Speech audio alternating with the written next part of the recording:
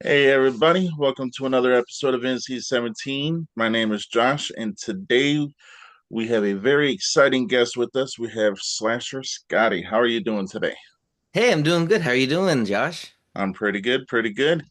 Uh, so you before we get into everything, give a little bit of a background of like your Hey, childhood. can we stop for a second? Yeah, go ahead.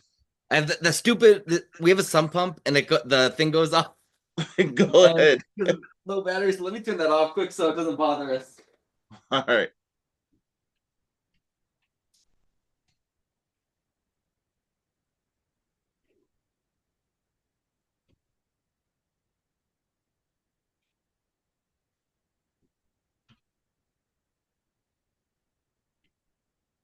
I'm so glad that went off right at the beginning. It will not go off for another couple hours. It's low battery, so that's why it's doing that. All No, right. it's all good. Yeah, so before we get into the your books and your movies and stuff, give a little bit of a background from like childhood and what kind of got you into being an author and also being in the movie business. Absolutely. My very first book was just a trivia book. It was the Ultimate Friday the 13th trivia book. I wrote that in February 2016 is when it got published. And yeah, that book was self-published obviously. And I ended up having a couple of book signings, and this actually sold quite well, and I'm still selling them really well now. So yeah, and as I was writing that, because I'm a big fan of the horror movie industry, so I am Friday the 13th has always been my favorite, and depending on the day when you ask me, it's either Friday the 13th or Halloween. So yeah, so I wrote that book. It took me about a year to write it. Sold really well. I always been fascinated by trivia, always been fascinated by horror movies. So why not do a trivia book of my favorite book, Friday the 13th, you know? So I did that, the Ultimate Friday the 13th trivia book. It should still be bought if you want to buy it on Amazon. And then obviously, like I said, depending on the day, Friday the 13th or Halloween, well, my second book was the Ultimate Halloween movie experience, the Ultimate Halloween trivia book. So that became my second book, which was released in June of 2017. And of course, loving trivia, loving Halloween, so I did that. Um, and then and that also could still be on Amazon. That did really well as well. Like both books do really well being sold. And then I kind of took a break from writing books, and not really books, but like trivia books and the horror books, because my dad got diagnosed with brain cancer in September of 2016. And I wanted to write a book based on his battle. Yeah. There's two books in that series. There's Christ Defeats Cancer and Christ Defeats Cancer 2, The Battle Continues. So we ended up so I ended up writing those and self-published those. And as I self-published those, I actually got discovered by a literary agency called Three Eye Books. My representation, my literary agent's name is Eric Lincoln Miller. He is the one that runs Three Eye Books, and he's my agent, and that's kind of where it really catapulted. Because th those books did really well. It became a best-selling book, actually. So I sold thousands of dollars of copies of that book. Like it did really well. Ultimately, my dad passed away about it'll be 4 years this year. And he didn't even die from the cancer. He had a brain cancer, which was terminal, but he actually died from a stroke, which is Oh, ironic because he didn't even die from the cancer, which he was given a year and a half to live from, and he died 5 years after he had it. So he doubled, the battle with that. no. So when I got signed by Three Eye Books, they primarily still deal with horror books. Even though they signed me based on my Christ Beats Cancer, which again is ironic. And they really liked my Halloween trivia book. And they wanted to redo that with the current trilogy with the 2018 Halloween Kills and 20 and Halloween Ends added to it. But on top of that, because I'm a podcaster under the name of Slasher Scotty, they wanted to add in my interviews. So I went to every Halloween cast member and Halloween crew member and all that stuff to ask their permission if, hey, I interviewed you for my podcast. Is it okay if I use it in my book as well? Not most of them, all of them actually accepted. So I have people in there like Dee Wallace, Dig Fairch, who was young Michael Myers and Rob Zombie's Halloweens. I have there's a bunch of them in there. There's like 18-ish interviews. And then I also have the unique part about that book is I have three forewords. One foreword is from Anna Alicia, who played Nurse Janet in Halloween 2, 1981. Another one is from Stacey Nelkin from Halloween 3, Season of the Witch. And the third one and the main event is Jamie Lee Curtis, from obviously the Scream Queen herself. Yeah. So yeah, my agent set that up. It was not easy to finagle that, but we did. And it did cost a lot of money, but she did it, thankfully. And then from there, and like sprinkled in between, I also have Gravestone Films, which is my production company that I co-own now. I started it and I founded it, and now it has a co-owner. I'm 50-50 now with my partner, Carl Miller. And then we had our first movie, which was Sam Hain or Samhain. We had our second film, which was Friday the 13th, Dead Before Dusk. And then our third film, which is currently in production, post-production, which is 72, which we've been saying every year that it's going to be released on, next summer, next summer, next summer. But it's not that it's delayed. It's just that we're only two people and there's a lot of footage and we're still not as experienced. We're getting obviously a lot better. So trying to find the right shot, trying to find the right lighting scenes, scenes that have good audio, connecting the audio with the video and, editing the scenes that just we want it to be the best film that we can make it be. Yeah. And so while that's in post production, I actually got signed through my literary agent, also, and then through my personal appearance agent, which is his name is Jacob Marshall out of the UK, with Jacob Marshall Entertainment and Production, and he signed me, and I'm writing these books through Eric Lincoln Miller, the Tales of Halloween anthology book series. And right now, to actually, ironically enough, today was the release date of my fourth book in the series. So that just got released. I didn't even have a chance to share it because it just released today. I just saw the email from my publisher. And yeah, so I have five books so far written, and that four of them is now released. I have one that's releasing next month. Currently writing the one after that, which that's probably not going to be. I want to like one a month for at least the next year. The publishing company contracted me for 20 books. Yeah. Um, and if more, fine. But right now we just had 20 books. Right now we're set at, and I'm at number 6, I believe. But I hope that answers your question. That was a long answer. Oh yeah. No. Hey. I mean, that's why you're here is to let us know who you are. So, Right. I've actually seen Sam Hain Okay. and the Friday the 13th one. I actually Mhm. watched the Friday the 13th one today. Okay. Uh, Going back to Sam Hain with that one, when you were getting it together and bringing it together the cast, was there a certain like just group of people you wanted to work with, or was it like full on auditions and stuff like that? So originally the movie, and I did watch your interview also with Amanda Megan. She was a friend of mine from high school. We kind of lost touch. And she went her way. She got more projects on her end, and obviously I got busy with my writing and with my side of things with Carl on Gravestone's end.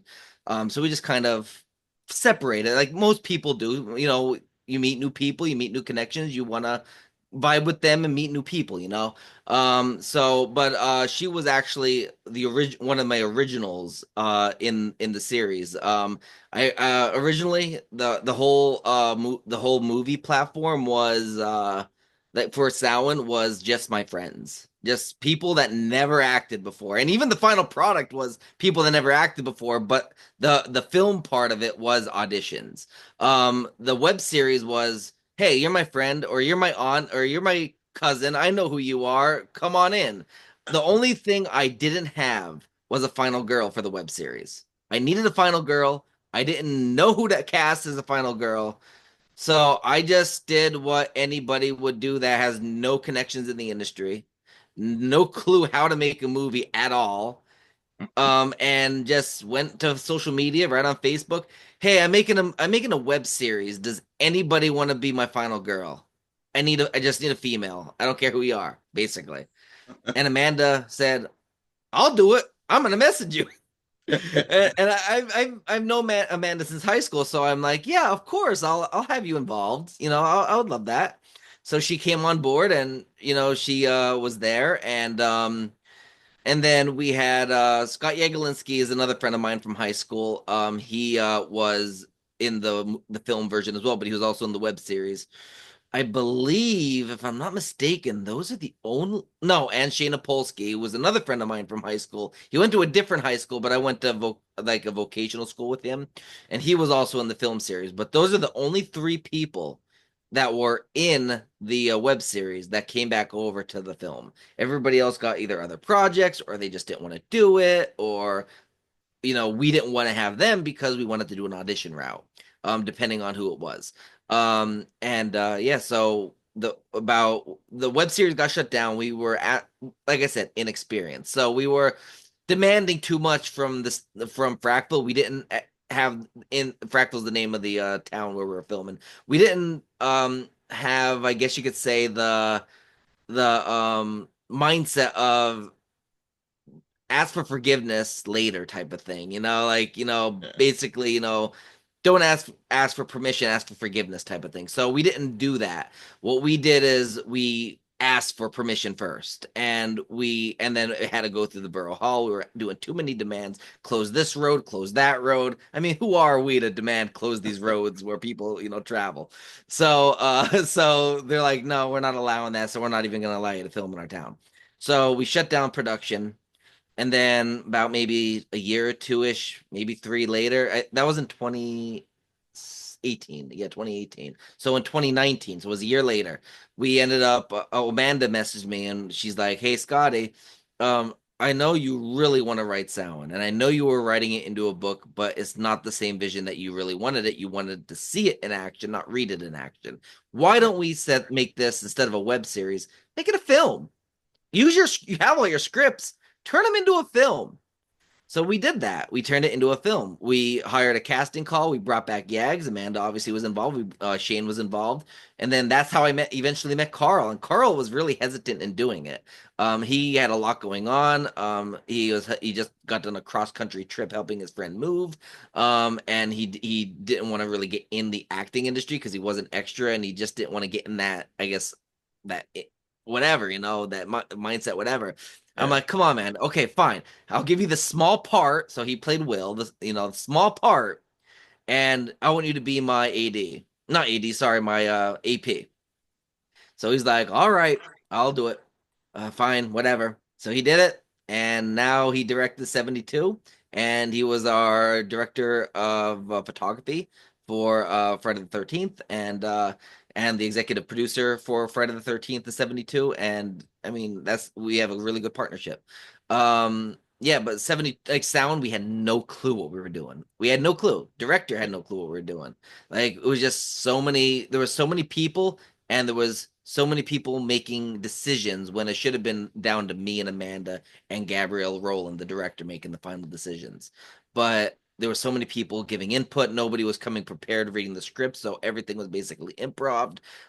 Scripts weren't even being read prior by the director, so we weren't. So when we got to set, like, that's why you see, like, for example, Tyler's character Benji, like, when after I got stabbed and I'm on the couch, he's over here, and then there's a close up when he's asking how I'm doing. Now he's over here. He like teleported because people didn't come reading the script, so continuity wasn't being followed.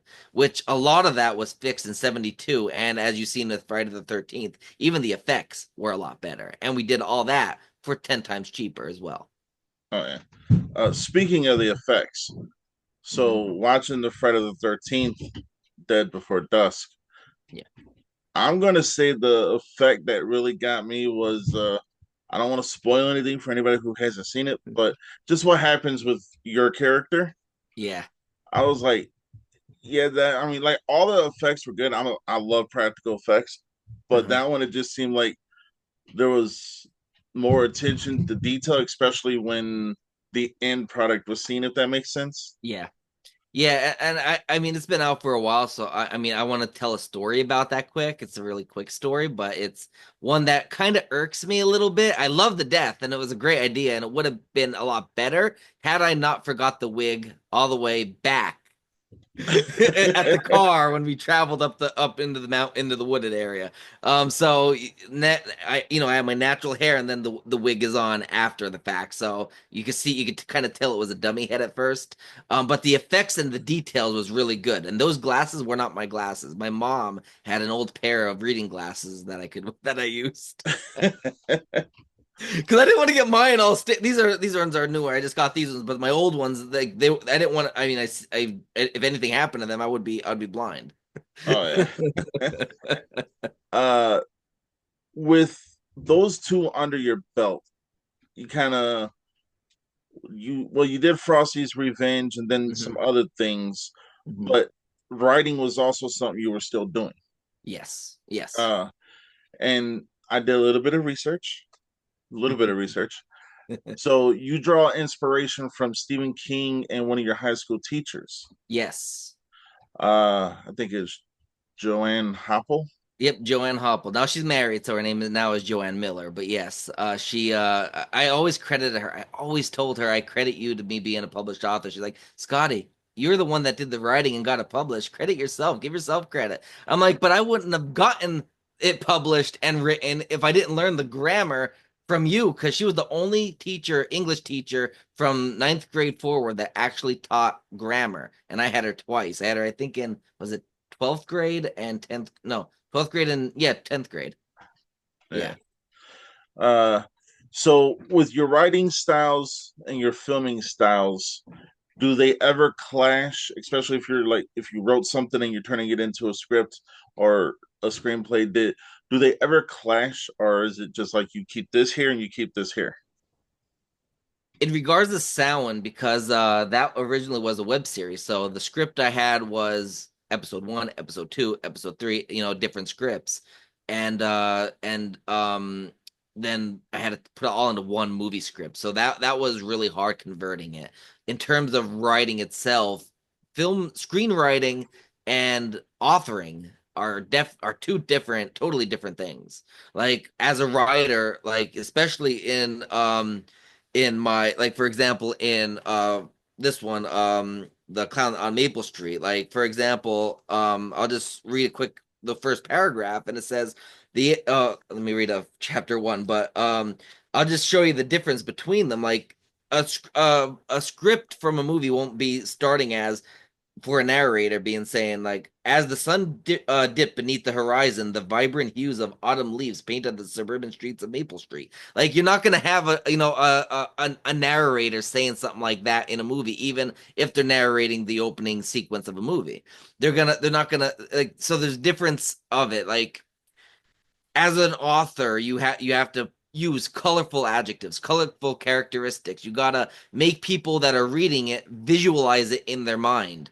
As a screenwriter, you're not making them visualize it in their mind because they're actually visually seeing it on the screen. You need to write so that to the character's needs, so the actors can portray that in a way that the character would. You know what I mean? Oh yeah. Speaking of narrations and narrations being in film and stuff like that, and you being a Halloween lover, I mean, Halloween's my favorite. You know, Hmm. uh, I actually have Dr. Loomis's whole speech where he goes pure evil at the end. Oh I had yes. that tattooed on me. Not gonna show you, Nice. but I had that tattooed on me. But I did like the narration of that for Halloween H2O at the Yes. beginning, and it's the same speech. And I'm like, you know what? That right there was Yeah. because once Donald Pleasance passed, it was kind of like you lost Halloween a little bit, if you ask me. Yeah. Yeah. But that narration, when they brought it back to Halloween H2O, I was like, all right, see, now I'm back. So, Yeah. but Absolutely. being a writer and stuff like that is when you see movies, especially movies that you love, and they have the narration and stuff like that. Does that kind of like make you feel happier that you're also an author? Yeah, absolutely. Like I love keeping busy. Like I mean, I'm so busy, it's ridiculous. Like a lot of people ask me, they don't even know how I eat or sleep because I'm in grad school. I graduate grad school in May. I've been doing that for 2.5 years, getting my master's. And then I'm on top of that, I'm teaching at the same exact grad school, teaching grad classes of programming. I work for the US Coast Guard full time. And Man, then on top of that, I'm, helping edit 72 and, running Gravestone Films and writing books, doing conventions. I'm going to Carlisle Comic Con in October. So there's so many things that I'm doing, and I'm keeping busy. Um, and it's not necessarily a bad thing, but it's just that, I'm just, I don't know, it's like, I don't even know how to describe it. It's like, I'm just, always on the go. You know what I mean? yeah. Uh, Always being on the go and like doing the grad school and teaching and writing and filming and editing and Coast Guard and everything like that. Do you ever feel that you have to take one day to yourself and like just say to hell with everything else for that one day? I definitely do. For example, today, WWE 2K25 came out. I pre-ordered it back in January. All right. I spent all day. I was since, I worked today till 11. And then right when I got done work at 11, I played the game and I stopped playing around 5 o'clock until I had a shower and get ready for the interview. So like I was playing the game, I would say for a good, 6 or so hours. And I was like, no homework today because I'm taking a very difficult capstone class where I have to write a 200-page dissertation on a science experiment on AI programming and technology. So that is a lot of stress. And I've been working on that pretty much all week on top of working full time. So I'm like, I'm taking today as my mental health day. All And right. then this weekend, I'll get back on the horse and kind of, do my homework in that. But yeah, there's definitely an importance of mental health days. You can't go, go, go, go, go every single day and not give yourself a breather. So yeah, I like today I was like, I'm not cooking, so I ordered KFC. I played my game and I didn't think of any homework. I didn't think of grading any projects for classes I'm teaching, didn't think of writing any books, didn't think of studying, didn't think of anything outside of work until because I work, 6 hours on Friday. It's Yeah. my short day, out of the 40 hours of the week. And I ended up just focusing on myself and giving myself breathing room to relax and kind of refresh my mind and just kind of keep it, relaxed and at ease. So when I go into this weekend, I'm not all stressed out, I'm not all, exhausted. I'll sleep in, and then I'll get back on the horse. But yeah, mental health days are very important, especially when you have a lot going on in your life on a daily basis, pretty much since, 2.5 or so years ago. All right. All right. So there's an important question I have to ask you now. All right. Do you think WWE 2K25 has taken a step up or down? Because I also pre-ordered it and I got it too. So I think it's a lot better than 24. I do. I didn't play much. I mean, I played 6 hours of it, but all I played was the showcase. I started the showcase and I finished the showcase. And that war games in the showcase that I had to do, I kept getting to the last objective and then and of the war games, and the last objective I needed to do outside of winning was make them bleed. And I have always had 4 out of the 5 or whatever members, or 3 out of the 4 members or whatever it was bleeding, and I couldn't get the last one to bleed before somebody on my team pinned the other team, the opponent. And I'm like, son of a gun. oh yeah. So I ended up that was a pain in the butt. But I ended up I do like it better. I do like the bruising on the body. The sweat was in the last game, but it's more visual I noticed. I like how Yeah. the women can bleed because that is real. Women do bleed. I mean, you know what I mean? Like it is Yeah. real. I mean, in the gauntlet match, I basically gave Tamina, I was Jacob Fatu, and I gave Tamina one of those impaler DDTs and beat her right away. I like the bruising. I like how when if I were to bleed. the blood can go onto my chest, it can go onto the opponent. It Yeah. looks more real on the mat. Now, like I said, I only played showcase, so I was really limited with what I can do based on objectives. I'm more of a universe mode kind of guy. I mean, I Oh have yeah. a really big spreadsheet that contains all my stories every game I play, universe mode. So yeah, but I think it's a lot better than 2K24. What do you think? I think it's kind of like a double-edged sword. I think Mhm. there's parts that are better. I think there's parts that they could have done better. Okay. I think that I like that they brought back promos, but I don't like you don't hear them talk. Yes, that's one thing. I didn't get that far yet, but I watched Just Brian a lot on YouTube, Yeah. and I haven't. And he's been talking about that, and I don't like that neither. I think the creative like character Mhm. is a huge step up. Okay. I'm always making, I make like 52 different characters, and I'm like, I got more characters than wrestlers, but whatever. Right. But I Yeah. like it. I mean, I'm gonna probably play more of it later on tonight, but Yeah. that's if my wife don't want to go do something. But anyhow, Yeah, got I off know. track. I want to get more into my rise. I want to do my rise next. My goal is to unlock everybody that I haven't gotten with the Bloodline edition.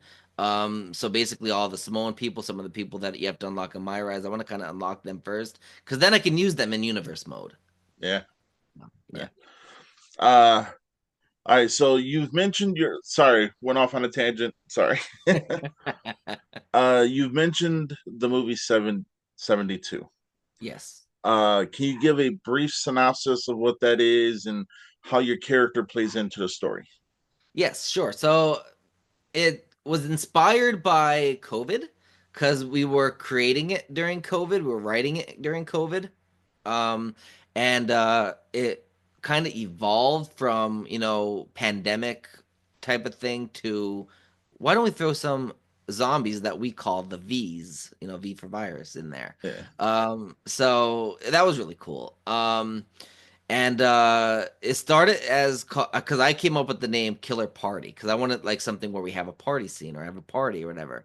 And people like drinking and partying, music, and we got a local band let us use their songs and like have a scene where everybody's in the truck driving, and that's kind of where we did that. And basically the synopsis of it is that a group of friends decide because there's a 70, this is where the title 72 comes into play. There's a 72-hour mandatory quarantine. They want to get this virus called the Kurek virus. They want to get this virus under control. How do we do this? Nobody can leave their house for 72 hours. Before that, get all the food you need, get all the essentials you need, get everything you need, and you're quarantined. You're mandated to stay inside because as long as you do that for 72 hours, the virus is gone and nothing's going to happen. So these group of friends have the bright idea that they don't want to have to be mandated to their house for the rest of for these 72 hours. So what are they going to do? They're going to be smart about it. They're going to go into the woods away from civilization. They all know where each other has been, all that stuff. So we figured, why not go into the woods with each other? And that's where my character comes into play because I have this really amazing, cool hangout in the woods that is isolated from everybody ever. And it turns out to be just a public park. Because I'm a dumbass, basically, in the movie. And they're like, wait, what? Like, and then, so we kind of camp out, in this isolated, abandoned type of park. Um, and you do have to go through the woods to get there and all this, that, and the other.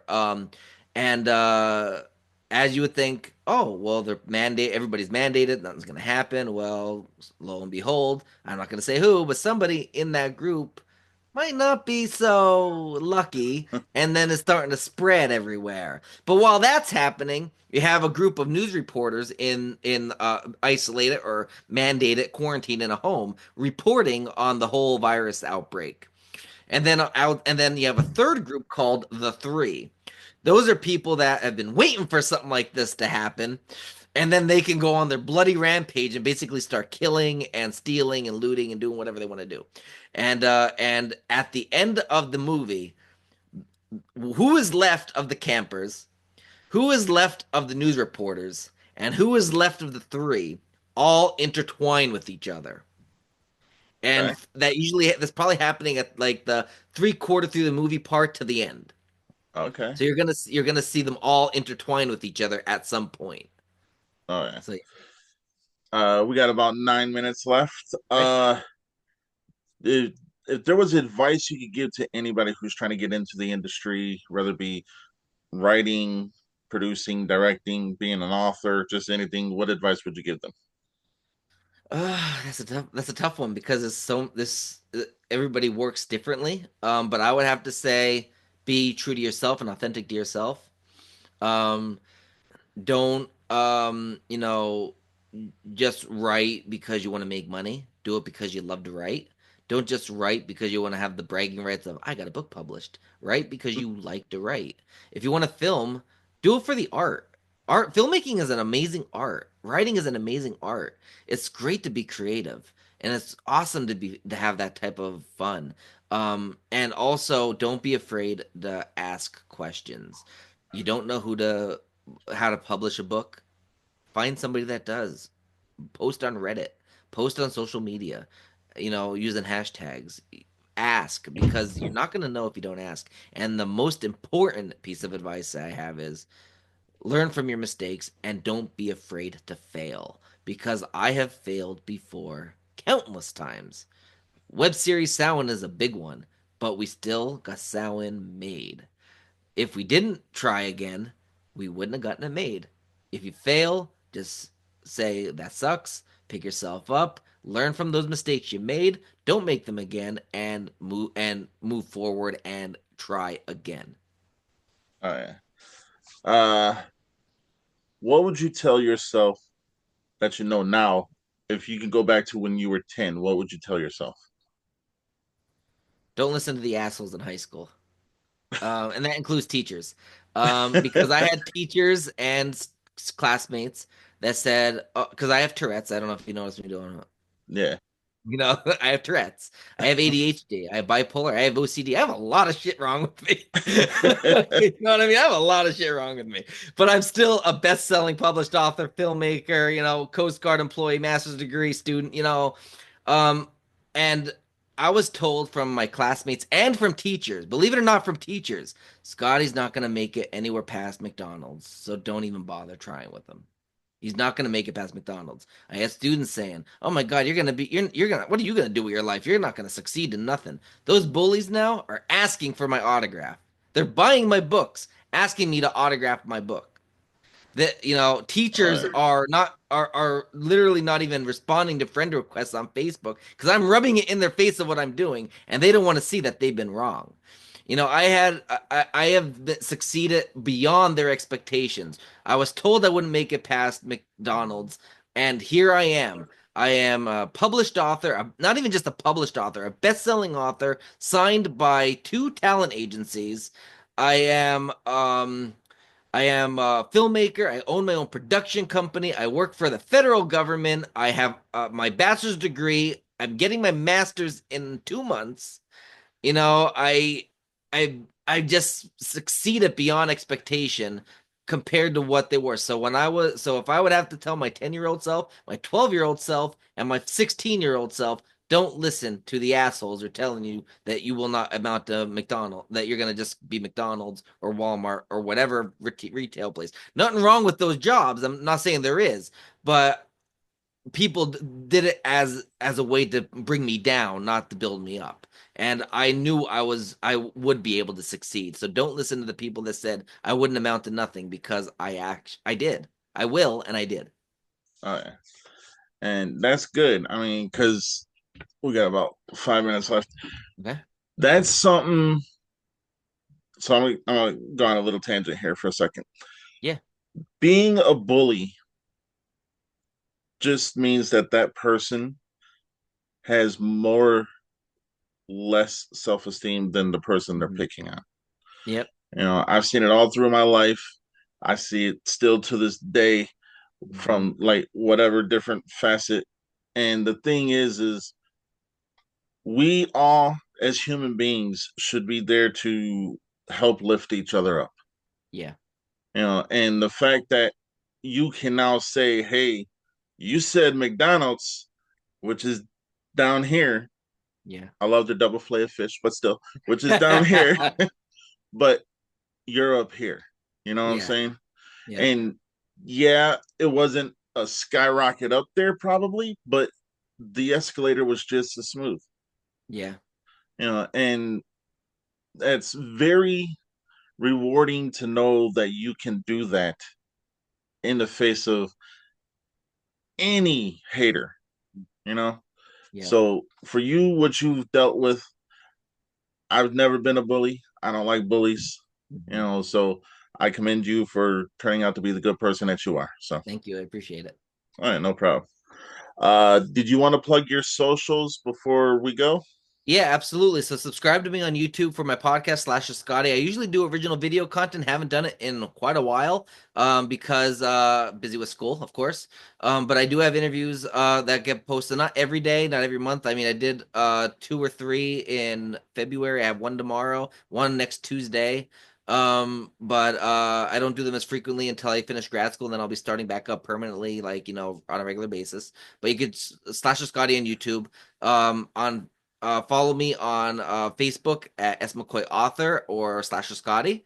And of course, there's Gravestone Films on there as well. You can follow me on Instagram at Slasher Scotty, and S. McCoy Author and Gravestone Films. Yeah, I think it's Gravestone Films on there.